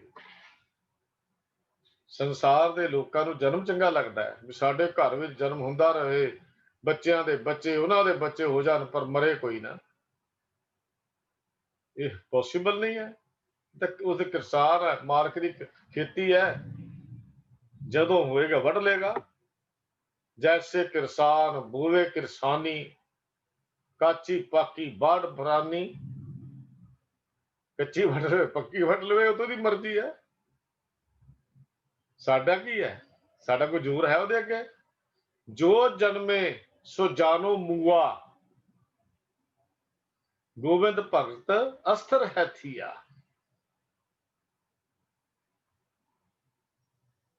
ਜੋ ਜਨਮੇ ਸੋ ਜਾਨੋ ਮੂਆ, ਰਹਿਣ ਤੇ ਰਹਿਣਾ ਹੀ ਨਹੀਂ ਹੈ। ਰਾਜਾ ਹੋਵੇ, ਭਿਖਾਰੀ ਹੋਵੇ, ਅਮੀਰ ਹੋਵੇ, ਗਰੀਬ ਹੋਵੇ, ਸੁਣ ਪਾਉਂਦੇ ਆਪਣੇ ਮਨ ਦੀ ਪੱਟੀ ਤੇ ਉਸਦਾ ਨਾਮ ਲਿਖ, ਉਸ ਨਿਰੰਕਾਰ ਦਾ ਨਾਮ ਲਿਖ, ਉਸ ਦੀ ਯਾਦ ਵਿੱਚ ਜੁੜ। ਉਹਨਾਂ ਰੋਸ ਕਿਉਂ ਕਰਦਾ? ਜਦ ਤੈਨੂੰ ਪਤਾ ਸੰਸਾਰ ਥੋੜਾ ਚਿਰ ਹੈ, ਦਿਨ ਪਿਆ ਰਾਤ ਪਵੇਗੀ, ਰਾਤ ਗਈ ਹੈ ਸਵੇਰ ਹੋਏਗੀ, ਤੂੰ ਕਿਉਂ ਮਾਇਆ ਦੀ ਗੂੜੀ ਨੀਂਦ ਵਿੱਚ ਸੌ ਗਿਆ? ਮਿਰਤ ਹੱਸੈ ਸਿਰ ਉੱਪਰ ਹੈ, ਪਸ਼ੂਆ ਨਹੀਂ ਬੂਝੈ, ਬਾਦ ਸਾਧ ਅਹੰਕਾਰ ਮੈਂ ਮਰਨਾ ਨਹੀਂ ਸੂਝੈ। ਸਤਿਗੁਰ ਸੇਵੋ ਆਪਣਾ, ਕਾਹੇ ਫਿਰੋ ਅਭਾਗੇ, ਦੇਖ ਕੁਸੁੰਭਾ ਰੰਗਲਾ ਕਾਹੇ ਭੂਲ ਲਾਗੇ। ਕਰ ਕਰ ਪਾਪ ਦਰਵ ਕੀਆ ਵਰਤਨ ਕੈ ਤਾਈ, ਮਾਟੀ ਸਿਓ ਮਾਟੀ ਰਲੀ ਨਾਂਗਾ ਉੱਠ ਜਾਈ। ਜਾਂਕੇ ਕੀਆ ਸ਼ਰਮ ਕਰੇ ਤੇ ਵੈਰ ਵਿਰੋਧੀ, ਅੰਤ ਕਾਲ ਭਜ ਜਾਹੇਂਗੇ ਕਾਹੇ ਜਲੋ ਕਰੋਧੀ। ਦਾਸ ਰੇਨ ਸੋਈ ਹੋਵਾ ਜਿਸ ਮਸਤਕ ਕਰਮਾ, ਕਹੋ ਨਾਨਕ ਬੰਧਨ ਛੁਟੇ ਸਤਿਗੁਰ ਕੀ ਸ਼ਰਨਾ। ਸਤਿਗੁਰ ਦੀ ਸ਼ਰਨ, ਸਤਿਗੁਰ ਦਾ ਭਰੋਸਾ, ਸਤਿਗੁਰ ਦੀ ਰਹਿਮਤ, ਬੰਧਨ ਟੁੱਟਦੇ ਹਨ ਜਦੋਂ ਹਿਰਦੇ ਦੀ ਪੱਟੀ ਤੇ ਉਸ ਵਾਹਿਗੁਰੂ ਦਾ ਨਾਮ ਲਿਖਿਆ ਜਾਵੇ। ਸਾਹਿਬ ਜੀ ਕਹਿਣ ਲੱਗੇ, ਹੇ ਪਾਂਡੇ, ਤੂੰ ਸਮਝ, ਵਸੇਵਾ ਨਾ ਕਰ। ਇਸ ਸੰਸਾਰ ਵਿੱਚ ਸਦਾ ਦਾ ਵਸੇਵਾ ਨਹੀਂ ਹੈ। ਰਾਜੇ ਹੋਣ, ਅਮੀਰ ਹੋਣ, ਕੰਗਾਲ ਹੋਣ, ਗਰੀਬ ਹੋਵੇ, ਅਮੀਰ ਹੋਵੇ, ਕੋਈ ਵੀ ਇੱਥੇ ਸਦਾ ਨਹੀਂ ਰਹਿ ਸਕਦਾ। ਕੋਈ ਵੀ ਇੱਥੇ ਸਦਾ ਨਹੀਂ ਰਹਿ ਸਕਦਾ। ਜੋ ਵਿਚਾਰੇ ਦਾ ਮਤਲਬ ਕੁਦਰਤੀ ਨਿਯਮ ਹੈ, ਕੁਦਰਤੀ ਨਿਯਮ ਬਣਿਆ ਹੈ। ਜਦੋਂ ਤੋਂ ਸੰਸਾਰ ਬਣਿਆ ਨਿਯਮ ਹੈ, ਉਸ ਪਰਮੇਸ਼ਰ ਦਾ ਬਣਾਇਆ ਹੋਇਆ ਇੱਕ ਅਸੂਲ ਹੈ। ਕਦੋਂ ਤੋਂ? ਜਦੋਂ ਤੋਂ ਹੀ। ਕਦੋਂ ਰਹੇਗਾ? ਜਦ ਤੱਕ ਰਹੇਗਾ, ਜਦ ਤੱਕ ਸੰਸਾਰ ਹੈ। ਇਹ ਨਿਯਮ ਇਦਾਂ ਹੀ ਚੱਲੇਗਾ। ਫਿਰ ਨਾਰਾਜ਼ ਕਿਉਂ ਹੈ? ਨਾਰਾਜ਼ਗੀ ਕਿਉਂ ਹੈ? ਕਿਉਂ ਮੂੰਹ ਮੋੜ ਕੇ ਬੈਠਾ ਹੈ? ਅੱਜ ਨਹੀਂ ਤੇ ਕੱਲ ਤੇ ਕਿਉਂ ਗੱਲ ਸੁੱਟ ਰਿਹਾ? ਅੱਜ ਨਹੀਂ ਤੇ ਕੱਲ ਜਪ ਲਾਂਗੇ, ਕੱਲ ਨਹੀਂ ਤੇ ਪਰਸੋਂ ਜਪ ਲਾਂਗੇ। ਕਿਉਂ ਨਹੀਂ? ਆਪਣੀ ਇਸ ਪੱਟੀ ਤੇ ਨਾਮ ਲਿਖ। ਰਹਿਨ ਕਹਿਨ ਤੇ ਰਹੇ ਨਾ ਕੋਈ, ਇਸ ਪੈ ਕਰੂੰ ਬੇਨੰਤੀ। ਲੋ ਜੀ, ਕਹਿੰਦੇ ਨੇ ਵੀ ਜੇ ਮੈਂ ਤਰਲੇ ਵੀ ਲੈ ਲਵਾਂ, ਰਹਿਣ ਕਹਿਣ ਦਾ ਮਤਲਬ ਕਿ ਮੈਂ ਇਹ ਕਹੀ ਜਾਵਾਂ ਕਿ ਮੈਂ ਸੰਸਾਰ 'ਚ ਰਹਿਣਾ ਚਾਹੁੰਦਾ ਹਾਂ, ਸੰਸਾਰ 'ਚ ਰਹਿਣਾ ਚਾਹੁੰਦਾ ਹਾਂ, ਮੈਂ ਜਾਣਾ ਨਹੀਂ ਚਾਹੁੰਦਾ, ਸਾਰੇ ਕਹਿੰਦੇ ਨੇ। ਕਹਿੰਦੇ ਕਿ ਤੇਰੇ ਕਹਿਣ ਨਾਲੇ ਹੋ ਜਾਏਗਾ, ਕਿ ਤੇਰੇ ਕਹਿਣ ਨਾਲ ਇਹ ਚੀਜ਼ਾਂ ਵਾਪਰ ਜਾਣਗੀਆਂ, ਕਿ ਤੇਰੇ ਕਹਿਣ ਨਾਲ ਤੂੰ ਸਥਾਈ ਸਦਾ ਲਈ ਟਿਕ ਜਾਏਗਾ। ਦੇਖੋ ਕਮਾਲ ਦੇ ਗੁਰੂ ਪਾਤਸ਼ਾਹ ਸਮਝਾਉਂਦੇ ਨੇ, ਕਹਿੰਦੇ ਬੰਦਾ ਤਾਂ ਮਰਨਾ ਹੀ ਨਹੀਂ ਚਾਹੁੰਦਾ। ਦੁਨੀਆ ਮਰ ਜਾਏ, ਕਹਿੰਦਾ ਮੈਂ ਨਾ ਮਰਾਂ। ਪਰ ਕੀ ਤੂੰ ਇਹ ਕਹੇ ਜੇ ਮੈਂ ਨਹੀਂ ਮਰਨਾ ਜੀ, ਮੈਂ ਨਹੀਂ ਮਰਨਾ ਜੀ, ਕਹੀ ਵੀ ਜਾਵੇ ਤੇ ਉਹਦੇ ਲਈ ਤਰਲੇ ਵੀ ਕਰੇ ਪਰਮੇਸ਼ਰ ਦੇ ਅੱਗੇ ਵੀ ਨਾ ਮੈਨੂੰ ਨਾ ਮਾਰੀ, ਕਹਿੰਦੇ ਕਿ ਸੰਭਵ ਹੈ? ਇਹ ਤਾਂ ਉਹਦੇ ਅਸੂਲ ਦੇ ਖਿਲਾਫ ਹੈ, ਉਹਦੇ ਨਿਯਮ ਦੇ ਖਿਲਾਫ ਹੈ। ਤੇ ਨਿਯਮ ਦੇ ਖਿਲਾਫ ਕੀਤੀ ਹੋਈ ਕੋਈ ਮੰਗ ਵੀ ਪੂਰੀ ਨਹੀਂ ਹੁੰਦੀ। ਖਿਆਲ ਕਰਿਓ, ਕੁਦਰਤੀ ਨਿਯਮ ਜਿਹੜੇ ਬਣਾਏ ਹੋਏ ਨੇ ਨਿਰੰਕਾਰ ਨੇ, ਨਿਰੰਕਾਰ ਆਪਣੇ ਨਿਯਮਾਂ 'ਚ ਰਹਿੰਦਾ। ਉਹਦੇ ਬਣਾਏ ਹੋਏ ਨਿਯਮਾਂ ਨੂੰ ਤੋੜ ਕੇ ਕੋਈ ਅਸੂਲਾਂ ਨੂੰ ਭੰਗ ਕਰੇ, ਉਹਦੀ ਸਜ਼ਾ ਮਿਲਦੀ ਹੈ। ਸਤਿਗੁਰੂ ਕਹਿਣ ਲੱਗੇ, ਰਹਿਣ ਕਹਿਣ ਤੇ ਵੀ ਇਹ ਕਹਿਣ ਨਾਲ ਸਦਾ ਟਿਕੇ ਰਹਿਣ ਲਈ ਤਰਲੇ ਵੀ ਕਰੇ। ਤੇ ਸਤਿਗੁਰੂ ਜੀ ਕਹਿੰਦੇ ਨੇ किस पै करूं बेनंती, किहदे अगे तरले लवां, भाव ये तरले लैणे फजूल ने, ये गल्लां ही करनियां व्यर्थ दियां हन। मैं इहदे लई तरला ही क्यों लवां जद पता ही है सच्चाई ये है। ਜਦੋਂ ਸੱਚਾਈ ਦਾ ਪਤਾ ਹੈ ਤਾਂ ਫਿਰ ਮੈਂ ਤਰਲਾ ਕਿਉਂ ਲਵਾਂ, ਕਿਉਂ ਤਰਲਾ ਕਰਾਂ ਮੈਂ ਉਸ ਦਾ ਉਹਦੇ ਕਿਸੇ ਦੇ ਅੱਗੇ ਵੀ ਮੈਂ ਹਾਏ ਮੈਂ ਨਹੀਂ ਮਰਨਾ। ਸੱਚ ਹੈ, ਰਹਿ ਕੋਈ ਨਹੀਂ ਰਹਿ ਸਕਦਾ, ਰਹਿਣ ਕਹਿਣ ਤੇ ਰਹੇ ਨਾ ਕੋਈ, ਕਿਸ ਪੈ ਕਰੂੰ ਬੇਨੰਤੀ, ਕਿਹਦੇ ਅੱਗੇ ਤਰਲੇ ਕਰੀ ਜਾਵਾਂ, ਤਰਲੇ ਲੈਣੇ ਵਿਅਰਥ ਹਨ। ਏਕ ਸ਼ਬਦ ਰਾਮ ਨਾਮ ਨਿਰੋਧਰ, ਗੁਰਦੇਵੇ ਪਤ ਮਤੀ। ਗੁਰੂ ਪਾਤਸ਼ਾਹ ਗੁਰੂ ਨਾਨਕ ਸਾਹਿਬ ਜੀ ਕਹਿੰਦੇ ਨੇ ਪਾਂਡੇ, ਉਹ ਪਾਂਡੇ ਹਾਂ ਆ ਗੱਲ ਸਮਝ, ਗੁਰੂ ਦੀ ਸ਼ਰਨ ਵਿੱਚ ਆ, ਗੁਰੂ ਦੀ ਸ਼ਰਨ ਵਿੱਚ ਆ। ਜਦੋਂ ਤੂੰ ਗੁਰੂ ਦੀ ਸ਼ਰਨ ਵਿੱਚ ਆਵੇਂਗਾ ਤਾਂ ਤੈਨੂੰ ਪਰਮਾਤਮਾ ਦੇ ਨਾਮ ਦੀ ਦਾਤ ਮਿਲੇਗੀ। ਪਰਮਾਤਮਾ ਦੀ ਸਿਫਤ ਸਲਾਹ ਦਾ ਸ਼ਬਦ ਗੁਰੂ ਬਖਸ਼ਦਾ ਹੈ। ਨਿਰੋਧਰ, ਵਿਕਾਰਾਂ ਤੋਂ ਬਚਾ ਰੱਖਣਾ, ਵਿਕਾਰਾਂ ਤੋਂ ਬਚਾ ਕੇ ਰੱਖਣ ਵਾਲਾ। ਇੱਕ ਸ਼ਬਦ ਵਾਹਿਗੁਰੂ ਦਾ ਰਾਮ ਨਾਮ, ਵਾਹਿਗੁਰੂ ਦਾ ਇੱਕ ਸ਼ਬਦ, ਇੱਕ ਸ਼ਬਦ ਮਤਲਬ ਉਹਦੀ ਯਾਦ, ਉਹਦਾ ਪਿਆਰ, ਉਹਦੀ ਮੁਹੱਬਤ ਕੀ ਕਰਦੀ ਹੈ, ਉਹ ਵਿਕਾਰਾਂ ਤੋਂ ਬਚਾ ਸਕਦੀ ਹੈ। ਵਿਕਾਰਾਂ ਤੋਂ ਬਚਾ ਰੱਖਣ ਵਾਲਾ ਕੇਵਲ ਤਾਂ ਕੇਵਲ ਗੁਰੂ ਦਾ ਸ਼ਬਦ ਹੈ। ਉਹ ਲਿਖ, ਉਹ ਆਪਣੇ ਹਿਰਦੇ ਦੀ ਪੱਟੀ ਤੇ ਲਿਖ। ਕਿਉਂ ਨਹੀਂ ਲਿਖਦਾ? ਜਦੋਂ ਉਹ ਹਿਰਦੇ ਦੀ ਪੱਟੀ ਤੇ ਲਿਖੇਗਾ ਤਾਂ ਫਿਰ ਕੀ ਹੋਏਗਾ? ਸਤਿਗੁਰ ਪ੍ਰਭੂ ਪਤੀ ਨਾਲ ਮਿਲਣ ਦੀ ਅਕਲ ਦਿੰਦਾ ਹੈ। ਗੁਰ ਦੇਵੇ ਮਤ ਪਤ ਮਤੀ, ਗੁਰੂ ਕੀ ਦਿੰਦਾ? ਉਹ ਮੱਤ ਦਿੰਦਾ। ਕਿਹੜੀ ਮੱਤ? ਜਿਹਨਾਂ ਗੁਰੂ ਦਾ ਪਰਮੇਸ਼ਰ ਨਾਲ ਮਿਲਾਪ ਹੁੰਦਾ ਹੈ। ਗੁਰੂ ਸੋਝੀ ਦਿੰਦਾ ਹੈ। ਗੁਰੂ ਦੁਆਰੇ ਹੋਏ ਸੋਝੀ ਪਾਏ ਸੀ। ਕਿਹੜੀ ਸੋਝੀ ਮਿਲਦੀ ਹੈ? ਵੀ ਜਿਹੜਾ ਸਰੀਰ ਦਾ ਭਾਂਡਾ ਉਹੀ ਪ੍ਰਵਾਨ ਹੈ ਜਿਹੜਾ ਗੁਰੂ ਨੂੰ ਚੰਗਾ ਲੱਗਿਆ। ਸੋਝੀ ਕਿੱਥੋਂ ਮਿਲਦੀ ਹੈ? 100 ਵਾਰੀ ਇਹ ਭਾਂਡੇ ਨੂੰ, ਸਰੀਰ ਦੇ ਨੂੰ ਧੋ ਲੈਣ ਨਾਲ ਕੁਝ ਨਹੀਂ ਜੇ ਬਣਨਾ ਜਦ ਤੱਕ ਗੁਰੂ ਦੀ ਬਖਸ਼ਿਸ਼ ਇਹਦੇ ਤੇ ਨਹੀਂ ਹੁੰਦੀ। ਇਹ ਸੋਝੀ ਕੌਣ ਦਿੰਦਾ? ਗੁਰੂ। ਗੁਰੂ ਦਾ ਸ਼ਬਦ ਹੈ, ਨਿਰੰਕਾਰ ਦਾ ਸ਼ਬਦ ਹੈ। ਇਹ ਸਮਝ ਆਉਂਦੀ ਗੁਰੂ ਦੇ ਪਾਸੋਂ। ਬਲਿਹਾਰੀ ਗੁਰਦੇਵ ਚਰਨ, ਗੁਰੂ ਦੇ ਉਪਦੇਸ਼ਾਂ ਤੋਂ ਸਦਕੇ ਜਾ ਕੇ ਸੰਗ ਪਾਰ ਬ੍ਰਹਮ ਧਿਆਈਏ, ਉਪਦੇਸ਼ ਹਮਾਰੀ ਗਤ ਕਰਨ। ਮੈਂ ਤਾਂ ਸਦਕੇ ਹਾਂ, ਬਲਿਹਾਰੀ ਹਾਂ ਉਸ ਗੁਰੂ ਤੋਂ, ਜਿਹਦੇ ਨਾਲ ਹਿਰਦੇ ਦੀ ਸੇਜਾ ਦੇ ਉੱਤੇ ਆਨੰਦ ਬਣ ਜਾਂਦਾ ਹੈ। ਦੁੱਖ ਰੋਗ ਭੈ ਸਗਲ ਵਿਨਾਸ਼ੇ, ਦੁੱਖ ਰੋਗ ਭੈ ਸਭ ਦੂਰ ਹੋ ਜਾਂਦੇ ਹਨ। ਜੋ ਆਵੇ ਹਰ ਸੰਤ ਸ਼ਰਨ, ਉਸ ਗੁਰੂ ਦੀ ਸ਼ਰਨ ਵਿੱਚ ਆਉਂਦਾ ਹੈ। ਆਪ ਜਪੇ ਅਵਰਾ ਨਾਮ ਜਪਾਵੇ, ਵੱਡ ਸਮਰੱਥ ਤਾਰਨ ਤਰਨ। ਗੁਰੂ ਆਪ ਨਾਮ ਨਾਲ ਜੁੜਿਆ ਹੋਇਆ ਤੇ ਸ਼ਰਨ ਆਏ ਨੂੰ ਵੀ ਨਾਮ ਦੀ ਦਾਤ ਦੀਆਂ ਝੋਲੀਆਂ ਭਰ ਕੇ ਦਿੰਦਾ ਹੈ। ਇਹ ਗੁਰੂ ਦਾ ਸ਼ਬਦ ਹੈ ਜਿਹੜਾ ਵਿਕਾਰਾਂ ਤੋਂ ਬਚਾ ਸਕਦਾ। ਜਾਂ ਕੋ ਮੰਤਰ ਉਤਾਰੇ ਸਹਿਸਾ, ਜਿਹੜਾ ਗੁਰੂ ਦਾ ਸ਼ਬਦ ਸਾਰੇ ਭਰਮ ਵਹਿਮ ਦੂਰ ਕਰ ਦਿੰਦਾ ਹੈ, ਭਟਕਣਾ ਦੀ ਫਾਹੀ ਕੱਢ ਦਿੰਦਾ ਹੈ। ਊਣੇ ਕੋ ਸੁਪਰ ਭਰਨ, ਉਹ ਖਾਲੀ ਨੂੰ ਨੱਕੋ ਨੱਕ ਭਰ ਦਿੰਦਾ ਹੈ। ਖਾਲੀ ਨੂੰ ਨੱਕੋ ਨੱਕ, ਉੱਤੋਂ ਤੱਕ ਸੁਭਰ ਭਰਨ, ਉੱਤੋਂ ਤੱਕ ਭਰ ਦਿੰਦਾ ਹੈ, ਪੂਰਾ ਭਰ ਦਿੰਦਾ ਹੈ। ਗੁਰੂ ਦਾ ਸ਼ਬਦ ਹਰ ਦਾਸਨ ਕੀ ਆਗਿਆ ਮਾਨਤ, ਤੇ ਨਾਹੀ ਫੁਨ ਗਰਭ ਭਰਨ। ਲੋ ਗੁਰੂ ਜੀ ਕਹਿੰਦਾ ਹੁਕਮ ਮੰਨਿਆ, ਭਾਂਡੇ ਦੇਖ ਗੋਪਾਲ ਦੀ ਰਜ਼ਾ ਵਿੱਚ ਚੱਲ, ਤੇਰਾ ਜਨਮ ਮਰਨ ਵੀ ਮੁੱਕ ਜਾਏਗਾ। ਵਿਕਾਰਾਂ ਤੋਂ ਤਾਂ ਗੁਰੂ ਖਲਾਸੀ ਕਰਾਉਂਦਾ ਹੀ ਹੈ। ਤੇ ਅਰਦਾਸ ਕੀ ਕਰਨੀ ਗੁਰੂ ਦੇ ਅੱਗੇ, ਤੇ ਬੇਨਤੀ ਕੀ ਕਰਨੀ ਹੈ? हे ਗੁਰੂ ਜੀਓ, ਕਿਰਪਾ ਕਰੋ, ਤੁਹਾਡਾ ਸ਼ਬਦ ਮੇਰੇ ਹਿਰਦੇ ਵਿੱਚ ਵਸ ਜਾਵੇ, ਤੁਹਾਡਾ ਨਾਮ ਮੇਰੀ ਜ਼ਿੰਦਗੀ ਦਾ ਆਸਰਾ ਬਣ ਜਾਏ,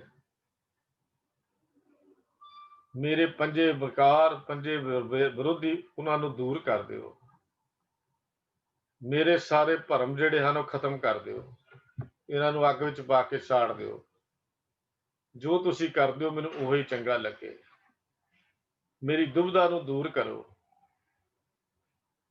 ਇਹ ਮੇਰੇ ਮਾਲਕ ਤੂੰ ਹੀ ਮੇਰਾ ਦਾਤਾ ਹੈ, ਮੈਨੂੰ ਸਤ ਸੰਗੀਆਂ ਦੀ ਸੰਗਤ ਬਖਸ਼, ਜਿਹਦੇ ਵਿੱਚੋਂ ਮੈਂ ਵੀ ਸੰਸਾਰ ਭਵਜਲ ਤੋਂ ਪਾਰ ਹੋ ਜਾਵਾਂ, ਤੁਮ ਸਮਰਥਾ ਕਾਰਨ ਕਰਨ, ਢਾਕਨ ਢਾਕ ਗੋਬਿੰਦ ਗੁਰ ਮੇਰੇ, ਮੋਹਿ ਅਪਰਾਧੀ ਚਰਨ ਸ਼ਰਨ।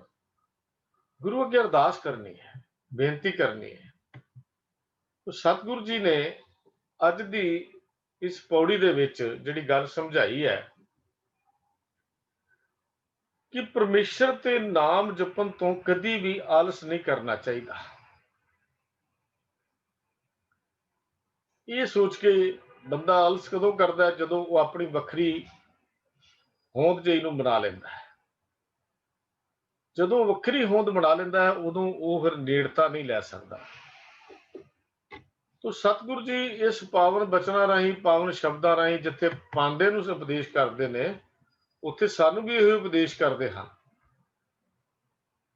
ਤੋ ਇਹ ਸ਼ਬਦ ਦੀ ਜੋ ਆਖਰੀ ਪੰਕਤੀ ਆਈ ਹੈ, ਪਤ ਤੇ ਮਤ, ਇਹਦੇ ਬਾਰੇ ਵਿਦਵਾਨਾਂ ਵਿੱਚ ਮਤਭੇਦ ਹਨ ਅਰਥ ਭਾਵ ਦੇ। ਇਹਦਾ ਨਿਰਣਾ ਜੋ ਬਾਕੀ ਵਿਦਵਾਨਾਂ ਕੁਛ ਨੇ ਇਸ ਤਰ੍ਹਾਂ ਵੀ ਕੀਤਾ ਵੀ ਇੱਥੇ ਪਤ ਦੇ ਲਫ਼ਜ਼ ਜਿਹੜੇ ਹਨ ਇਹ ਪ੍ਰਭੂ ਪਤੀ ਨਹੀਂ ਹੈ। ਇੱਥੇ ਪਤ ਤੇ ਮਤ ਦੋ ਚੀਜ਼ਾਂ ਦੀ ਗੱਲ ਕੀਤੀ ਗਈ ਹੈ। ਪਤ ਦਾ ਅਰਥ ਇੱਜ਼ਤ ਹੈ ਤੇ ਮਤ ਦਾ ਅਰਥ ਅਕਲ ਹੈ। ਜਦੋਂ ਗੁਰੂ ਪਾਤਸ਼ਾਹ ਆਪਣਾ ਨਿਰੋਧਰ ਮੰਤਰ ਬਖਸ਼ ਦਿੰਦੇ ਹਨ ਤਾਂ ਲੋਕ ਪ੍ਰਲੋਕ ਵਿੱਚ ਪਤ ਤੇ ਮਤ ਰਹਿ ਆਉਂਦੀ ਹੈ। ਜੋ ਬਾਕੀ ਵਿਦਵਾਨਾਂ ਦੇ ਅਰਥ ਕੁਝ ਵਿਦਵਾਨਾਂ ਨੇ ਇਸ ਤਰ੍ਹਾਂ ਵੀ ਕੀਤੇ ਹਨ, ਪਰ ਪ੍ਰੋਫੈਸਰ ਸਾਹਿਬ ਸਿੰਘ ਜੀ ਨੇ ਜੋ ਅਰਥ ਕੀਤੇ ਹਨ, ਮੈਂ ਆਪ ਜੀ ਨਾਲ ਪਹਿਲਾਂ ਸਾਂਝੇ ਕੀਤੇ ਹਨ, ਉਹਨਾਂ ਨੇ ਪ੍ਰਭੂ ਪਤੀ ਅਰਥ ਕੀਤੇ ਹਨ, ਪਤੀ ਤੱਤੇ ਨੂੰ ਸਿਹਾਰੀ ਦੇ ਨਾਲ ਜੋ ਹੈ। ਪਰ ਪ੍ਰੋਫੈਸਰ ਹਰਬੰਸ ਸਿੰਘ ਜੀ ਨੇ ਜੋ ਉਹਨਾਂ ਨੇ ਗੁਰੂ ਗ੍ਰੰਥ ਸਾਹਿਬ ਸਟੀਕ ਕੀਤਾ ਹੈ, ਉਹਦੇ ਚ ਉਹਨਾਂ ਨੇ ਵਿਸਥਾਰ ਸਹਿਤ ਜਾਣਕਾਰੀ ਦਿੱਤੀ ਹੈ ਵੀ ਇਹ ਤੱਤੇ ਦੀ ਸਿਹਾਰੀ ਦੇ ਨਾਲ ਇਹ ਸ਼ਬਦ ਜਿਹੜਾ ਹੈ ਇਸ ਤਰ੍ਹਾਂ ਨਹੀਂ ਆਇਆ, ਜਾਂ ਇਸ ਤਰ੍ਹਾਂ ਗੁਰੂ ਗ੍ਰੰਥ ਸਾਹਿਬ ਵਿੱਚ ਕਿਤੇ ਪਤੀ ਦੇ ਇਸ ਤਰ੍ਹਾਂ ਰੂਪ ਵਿੱਚ ਨਹੀਂ ਆਇਆ। ਉਹਨਾਂ ਨੇ ਉਦਾਹਰਨਾਂ ਵੀ ਦਿੱਤੀਆਂ ਹਨ। ਤੋ ਮੈਂ ਸਿਰਫ ਆਪ ਜੀ ਨੂੰ ਬੇਨਤੀ ਕਰਦਾ ਹਾਂ ਵੀ ਅਰਥ ਭਾਵੇਂ ਪਤ ਤੇ ਮਤ ਹਨ ਤੇ ਭਾਵੇਂ ਪ੍ਰਭੂ ਮਤੀ ਹੈ, ਜੇ ਪਤ ਤੇ ਮਤ ਵੀ ਹੈ ਤਾਂ ਵੀ ਪ੍ਰਭੂ ਪਤੀ ਨਾਲ ਮਿਲਾਪ ਨਾਲ ਹੀ ਮਿਲਦੀ ਹੈ। ਇਸ ਵਾਸਤੇ ਮੈਂ ਆਪ ਜੀ ਤੋਂ ਇਹ ਸਿਰਫ ਜਾਣਕਾਰੀ, ਜੇ ਕਿਸੇ ਨੂੰ ਹੋਰ ਜਾਣਕਾਰੀ ਹੋਵੇ ਤਾਂ ਉਹ ਵੀ ਇਹਦੇ ਬਾਰੇ ਆਪਣੀ ਜਾਣਕਾਰੀ ਜਿਹੜੀ ਹਨ ਉਹ ਦੇ ਸਕਦੇ ਹਨ। ਮੈਂ ਤਾਂ ਆਪ ਜੀ ਨੂੰ ਸਿਰਫ ਇਹੋ ਹੀ ਬੇਨਤੀ ਕਰਨੀ ਸੀ। ਅੱਜ ਦੇ ਵਿਚਾਰ ਨੂੰ ਆਪਾਂ ਇੱਥੇ ਸਮਾਪਤ ਕਰਦੇ ਹਾਂ ਜੀ। ਭੁੱਲ ਚੁੱਕ ਦੀ ਖਿਮਾ, ਪਿਆਰ ਸਤਿ ਫਤਿਹ ਬੁਲਾਓ। ਵਾਹਿਗੁਰੂ ਜੀ ਕਾ ਖਾਲਸਾ, ਵਾਹਿਗੁਰੂ ਜੀ ਕੀ ਫਤਿਹ।